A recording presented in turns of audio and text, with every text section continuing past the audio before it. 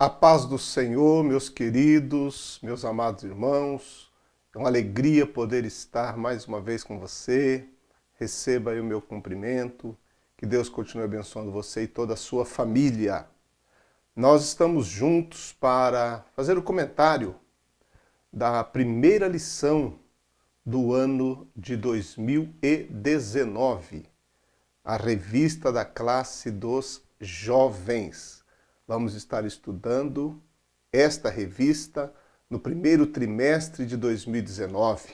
Revista que vai falar sobre a Terra Prometida, o rumo à Terra Prometida, a peregrinação do povo de Deus no deserto, no livro de Números. Comentarista Reinaldo Odilo. Serão 13 lições que, sem dúvida, serão muito edificantes para todos nós.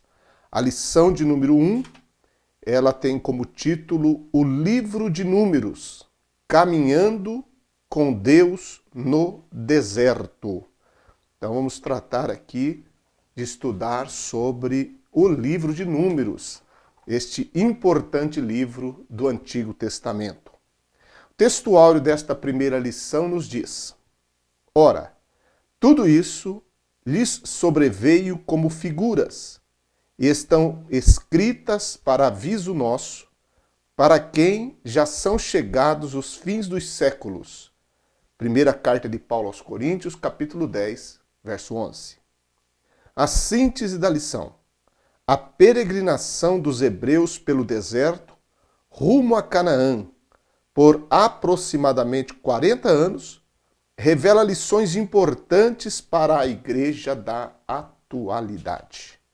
A leitura bíblica, o texto bíblico é 1 Coríntios, capítulo 10, versos 1 a 11.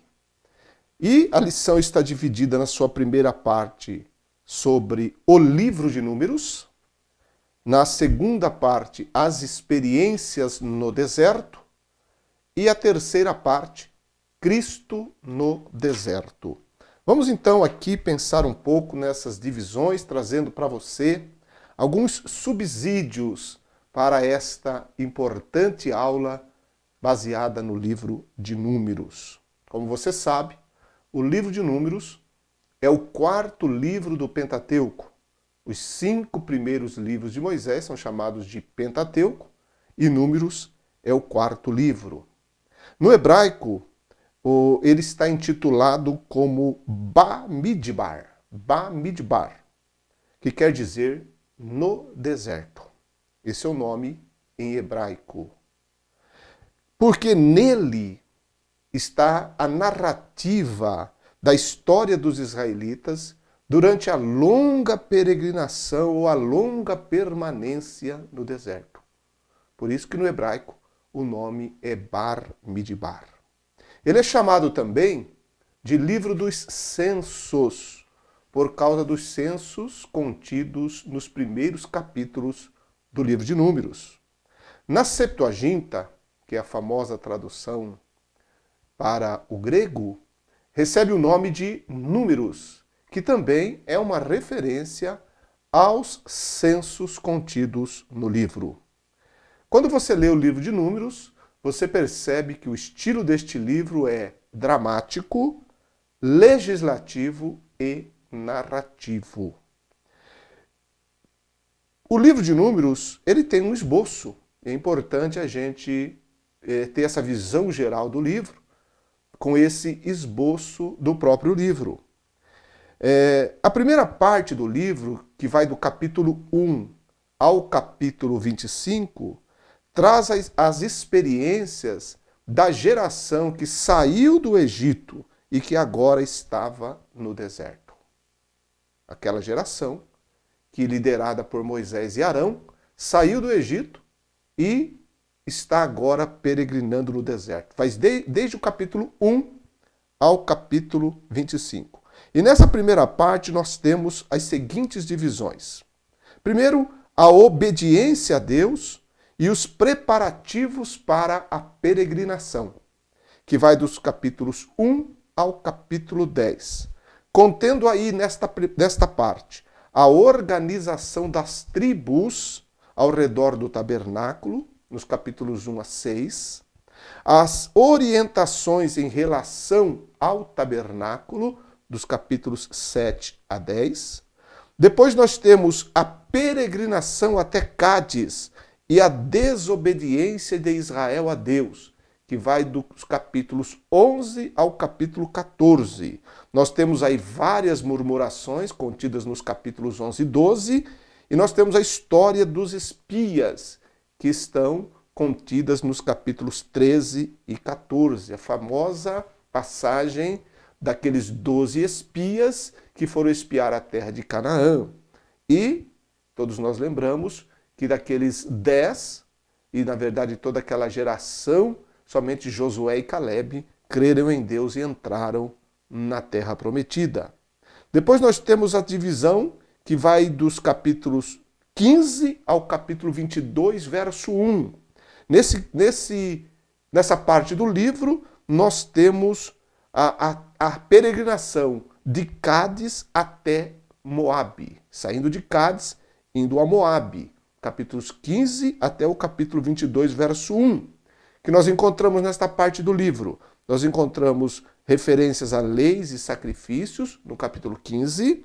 Nós temos no capítulo 16 a rebelião do povo e o castigo divino. Temos também orientações sobre os sacerdotes e levitas, que vai dos capítulos 17 ao capítulo 19. Depois nós temos a partida de Cádiz e a chegada em Moabe, que vai do capítulo 2 até o capítulo 22, verso 1. Concluindo esta primeira parte do livro, daquela geração que saiu do Egito e agora estava no deserto, nós temos do capítulo 22, versículo 2, até o capítulo 25, a história sobre a rebelião, ou a narrativa sobre a rebelião e a adoração idólatra. Tendo aí a história de Balaão e suas profecias, que vai do capítulo 22, versículo 2, até o capítulo 24, e no capítulo 25 nós temos aquela mistura idólatra em Baal Peor. Depois nós temos a segunda parte do livro, nesse esboço, que vai dos capítulos 26 ao capítulo 36. Aqui vai falar da segunda geração de israelitas no deserto. Tendo aí os preparativos para as conquistas da terra, capítulos 26 a 32. Temos aí também as lembranças da jornada pelo deserto, no capítulo 33. E, por último, as instruções finais nos capítulos 34 a 36. Esse é o esboço, ou um esboço, do livro de Números. Queria chamar a sua atenção também, se você puder, quando estiver estudando essa lição, você dar uma lida no Salmo 106, versículos 9 até o 33. Salmo 106, versículos 9 a 33, porque ali nós temos um resumo do que está narrado no livro de Números.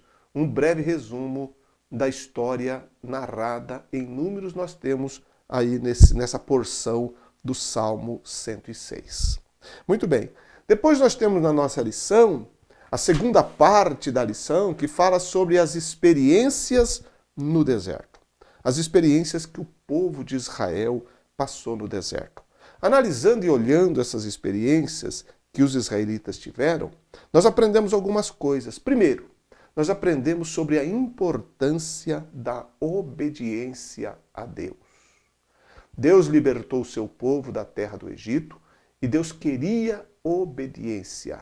Na verdade, o ensino bíblico vai mostrar para nós que Deus sempre esperou obediência por parte do homem. Desde a criação, e nós vemos que ali no Éden o homem já desobedeceu, e agora quando Deus liberta o seu povo, o livro de Números, que é um dos livros, não é o único, mas é um dos livros que contém uma parte boa da narrativa dessa travessia, nós temos a importância da obediência a Deus.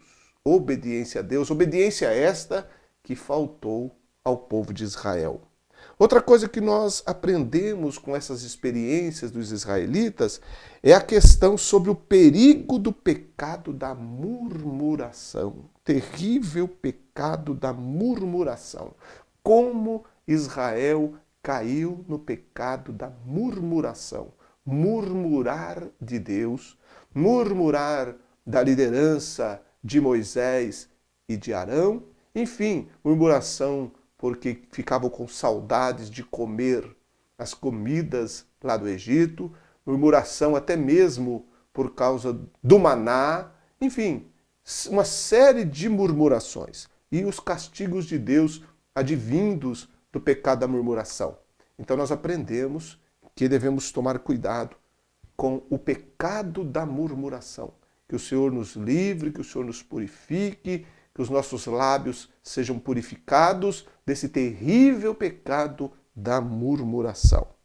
Também nós aprendemos com essas experiências sobre o engano terrível da idolatria, por causa daquela experiência em Baal Peor, ali onde está contido também a história de Balaão, onde os israelitas, infelizmente, se misturaram com as mulheres midianitas e ali houve uma terrível situação de idolatria, mistura e a punição de Deus. É por isso que o apóstolo Paulo, no capítulo 10 da primeira carta aos Coríntios, que é o texto bíblico básico, dos versículos 1 até o versículo 11, ele está mostrando ali que aquelas experiências do povo de Israel são como figuras para nós, para que nós possamos aprender. Então devemos tomar muito cuidado com o engano da idolatria. Lembrando que na Bíblia Sagrada, especialmente o Novo Testamento, nós aprendemos que idolatria não é apenas o fato de postar-se ou dobrar-se em adoração diante de um ídolo. A própria avareza, a busca pelo dinheiro, o orgulho e tantas outras coisas também se constitui, o egoísmo, né? Se constitui também uma espécie de idolatria. A idolatria basicamente então é colocar qualquer coisa diante de Deus. Por isso que o mandamento dado por Deus ao povo de Israel e a todos nós por extensão é: não terás outros deuses diante de mim. Ou seja, não podemos colocar nada que venha antes de Deus, que seja colocado no lugar de Deus. O primeiro lugar em nossas vidas deve ser ocupado por Deus. Agora, essas experiências no deserto também, ela nos revela algumas coisas importantes. Eu quero citar 3 delas. Primeiro, o cuidado amoroso de Deus. Nós vemos ali que, embora o povo desobedecesse, o povo pecasse, o povo transgredisse, e muitas vezes Deus, na sua ira, puniu o povo, mas na sua misericórdia ele preservou, e ali nós temos então o cuidado amoroso de Deus, até mesmo na preservação daquele povo murmurador, e também o cuidado de Deus, porque ele permitiu que durante aqueles 40 anos que o povo permaneceu ali naquela região do deserto, a Bíblia diz que os seus sapatos não envelheceram, as suas roupas também não, eles foram preservados por Deus. Nós temos também a narrativa bíblica do maná, que era o alimento que Deus enviava quando amanhecia o dia, né? O sol antes de nascer, o povo já podia ir para sair das suas tendas e colher ali o maná que estava esparramado por toda aquela região ali. O cuidado de Deus enviando o maná. Temos também, e o apóstolo Paulo fala sobre isso na sua carta aos Coríntios, sobre a pedra que jorrava um ribeiro de água para saciar a sede do povo, porque a falta de água é um sério problema numa região daquelas, e ali Deus saciava a sede do povo de Israel com a água que brotava da rocha, os ribeiros, o ribeiro que brotava da rocha e dava de beber ao povo de Israel. Era o cuidado amoroso, misericordioso e bondoso de Deus protegendo o seu povo. Além da coluna de fogo de noite e a nuvem durante o dia, aquela proteção extraordinária de Deus acompanhando o povo. Deus estava no meio daquele povo, protegendo, cuidando e amando, assim como Ele faz conosco também nos dias de hoje, na nossa peregrinação, porque o apóstolo Pedro vai nos dizer que nós somos como peregrinos e forasteiros na terra. Mas como peregrinos e forasteiros, nós temos também a presença de Deus, o cuidado amoroso do Senhor sobre as nossas vidas. Também essas experiências revelam para nós a responsabilidade humana. Também isso é importante quando a gente lê o livro de Números e observa as experiências do povo de Israel. A responsabilidade humana. Deus faz a parte dele, mas o homem tem que fazer a sua parte. É isso que nós aprendemos nessas trajetórias, nessas peregrinações e nas experiências que o povo teve. Diante da revelação que eles tiveram da parte de Deus, através de Moisés, que era o mediador, não é?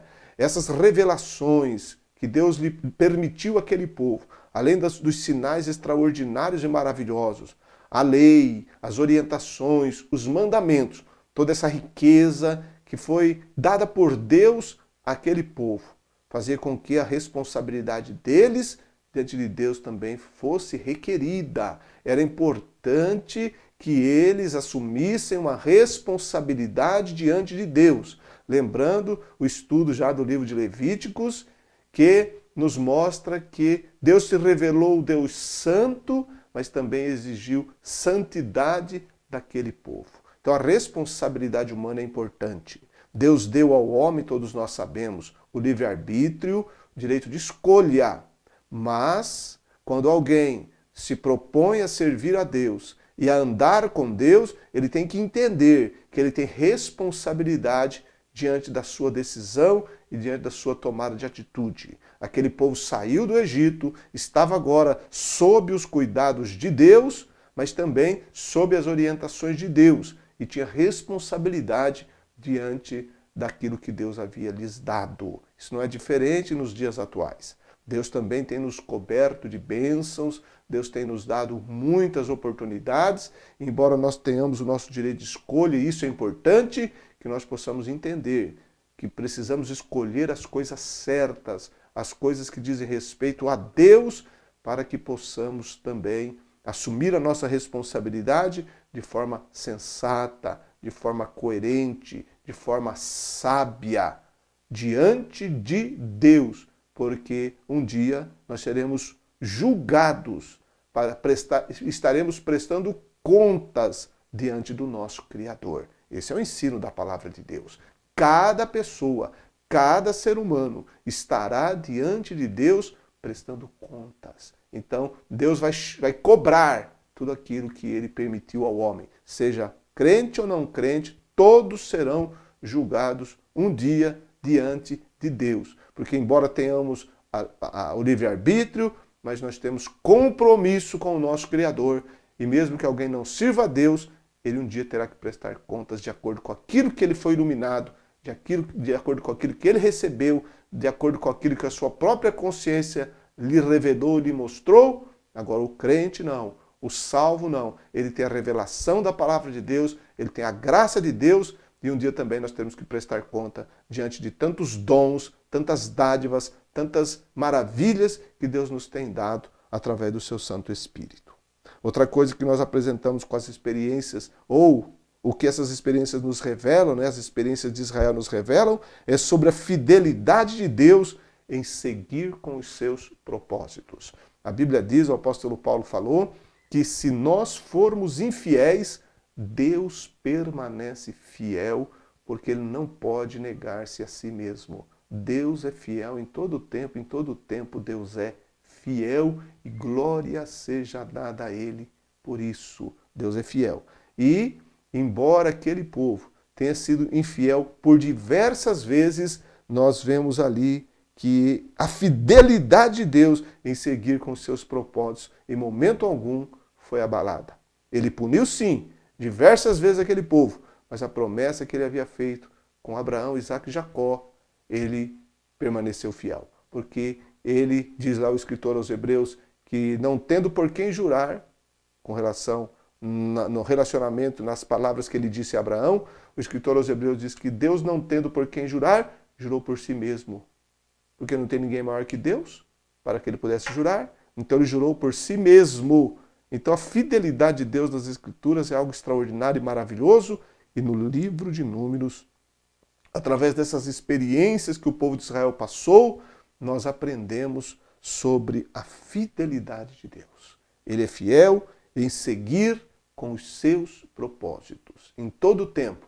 Por isso que nós precisamos aprender a descansar nas promessas de Deus, a descansar nos concertos de Deus. Hoje nós estamos debaixo do novo concerto no sangue de Cristo Jesus, nosso Senhor.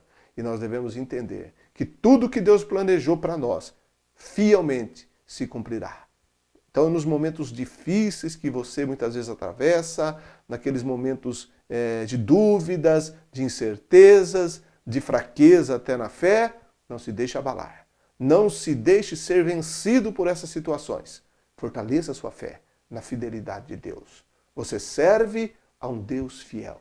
Se você tem Cristo como seu Senhor e Salvador, confie nele. Ele é fiel e tudo que ele falou se cumprirá completamente. O próprio Jesus disse: passarão os céus e a terra, mas as minhas palavras não passarão. Que verdade maravilhosa, que verdade gloriosa, onde nós podemos ancorar, né? Segurar o nosso barco nas agitações deste mundo, nas agitações dessa vida. Por isso que a Bíblia, quando vai falar das nações, e o mover das nações, as agitações das nações, ela compara com o mar, as águas do mar, o mar agitado. Fala do mundo, das nações, da forma de viver das pessoas e das nações. Agitação. Mas, quando confiamos na fidelidade de Deus, nosso barco navega. Mesmo nessas ondas bravias, nesse mar bravio, confiando na palavra de Deus, confiando na fidelidade de Deus. Deus nos conduz, Deus nos leva. Conta-se de uma menina que estava viajando de avião ao lado de um senhor um dia, uma menininha, a mãe dela estava também do lado, e ela ali sentada, também numa cadeira, um senhor do lado, e de repente o avião passou por uma turbulência terrível, muito forte, e o avião descia, subia e balançava muito, e aquele homem estava com medo e olhou para aquela menina, ela estava tranquila, estava ali brincando com a bonequinha, parecia que não estava percebendo nada que estava acontecendo, mesmo chacoalhando bastante. Aí ele olhou para a menina e disse assim: menina, minha filha, você não está com medo de o avião cair, não? Ela olhou para ele e falou: não, esse avião não vai cair. Ele disse: como você sabe que não vai cair? E ela disse: porque o piloto é o meu pai, e ele não vai deixar cair. Esse avião não vai cair porque eu conheço o piloto, ele é o meu pai. Então, nós devemos acreditar que mesmo nas agitações da vida, nós não vamos ser vencidos, porque quem pilota a nossa vida é o Senhor, que é fiel.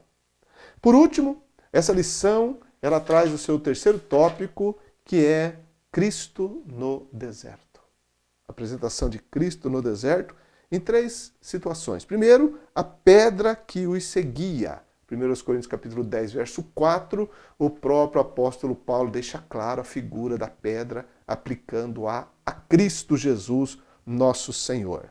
A segunda coisa, ou melhor, pensando também em Cristo como a pedra que seguia, nós nos lembramos de João 7,37, quando na festa dos tabernáculos, Jesus pôs-se em pé e fez um convite a todos, dizendo: se alguém tem sede, venha a mim e beba. Jesus é o que dá água ao sedento. E esse convite continua tão atual quanto foi naqueles dias. Também nos lembramos da mulher samaritana, no capítulo 4 do Evangelho de João, quando o Senhor Jesus Cristo, ele pediu de beber àquela mulher e ela começou a argumentar com ele ali, dizendo: mas você é judeu, os judeus não se comunicam com os samaritanos, então como você, sendo judeu, pede de beber a mim água, que sou mulher samaritana? Como você me pede água, se você é judeu e eu sou samaritana? E aí a resposta de Jesus Cristo foi: se você conhecesse o dom de Deus, e quem é o que te diz, dá-me de beber, tu lhe pedirias, e ele te daria água viva. Então, o Cristo bendito, o Salvador Jesus, é aquele que oferece água e todo sedento que se aproximar dele pela fé beberá dessa água, que é o Espírito Santo, a água da salvação. Porque, diz o profeta Isaías, com alegria saireis e tirareis águas das fontes da salvação. Isaías capítulo 12, Jesus é a pedra, Jesus é aquele que nos dá a água da vida. Depois, a figura do maná. E Jesus é o pão do céu. João 6, 48 a 51, Jesus diz de si mesmo que ele é o verdadeiro pão. Moisés disse Jesus aos judeus, não vos deu o verdadeiro pão do céu. Quem vos dá o verdadeiro pão do céu é o meu Pai. Porque o pão de Deus é aquele que desceu do céu e dá vida ao mundo, referindo-se a ele mesmo. Então Jesus é o verdadeiro pão do céu. A sua palavra é o alimento para a nossa vida espiritual e ele próprio é a nossa provisão. Ele disse também aos judeus, quem não comer a minha carne e não beber o meu sangue, não tem parte comigo. A minha carne verdadeiramente é comida e o meu sangue verdadeiramente é bebida. A comunhão com Cristo, a presença de Cristo, a participação em Cristo nos dá o espiritual, o fortalecimento espiritual e o maná. Lembrando que o maná, ele deveria ser colhido ou recolhido, não é? Toda manhã, como o pão de cada dia que Jesus ensinou na oração do Pai Nosso. O pão nosso de cada dia nos dá hoje. Então o maná que era recolhido toda manhã representa a comunhão com Cristo que nós devemos manter todos os momentos, todos os dias, dia após dia da nossa vida, desfrutando da presença dele. Temos também no ponto 3 a lição, a serpente de bronze. Lá em João capítulo 3, verso 14, Jesus disse que assim como Moisés, ou da mesma forma que Moisés levantou a serpente do deserto, assim importa que o Filho do Homem seja levantado. Observe, assim como Moisés levantou a serpente de bronze. Então, aquela serpente foi levantada numa haste, todos nós conhecemos a passagem, está também no livro de Números, e qualquer pessoa que eram picadas por aquelas serpentes venenosas que foram enviadas ali pela ira de Deus, né, que picava o povo morria, as pessoas morriam pelo veneno daquelas serpentes, qualquer pessoa picada que olhasse para aquela serpente de bronze que estava naquela haste lá em cima, ela era curada e o veneno daquela serpente então não fazia efeito porque a pessoa olharia para a serpente de bronze que tinha sido levantada por Moisés lá no deserto. A ênfase está no levantar, no fato do levantar. Por quê? Porque Jesus Cristo foi levantado na cruz também. E quem olhar para Jesus, o Cristo crucificado, o pecador, ao olhar para o Cristo crucificado, ele recebe o perdão, recebe a salvação. A figura, então, está no ato do levantar. No levantar. Jesus foi levantado, como Moisés levantou aquela serpente no deserto. Pois bem, essa lição riquíssima e maravilhosa vai mostrar para nós a importância do livro de Números, a forma diversificada, os altos e baixos do relacionamento entre o povo de Israel e o Criador durante a caminhada no deserto. E ali nós aprendemos a importância de termos Deus no nosso meio e a responsabilidade de viver de acordo com os altos padrões de Deus. Se Deus está na sua vida, valorize essa presença, glorifique a Ele e viva uma vida santa na presença dEle. Porque Deus não exige menos que isso. E o livro de Números nos mostra esta realidade. Então que Deus te abençoe e que você possa, nesse ano de 2019, ter muitas bênçãos de Deus e, acima de tudo, servir a Deus com alegria, tendo sempre a esperança da volta de Jesus. Que Deus abençoe você.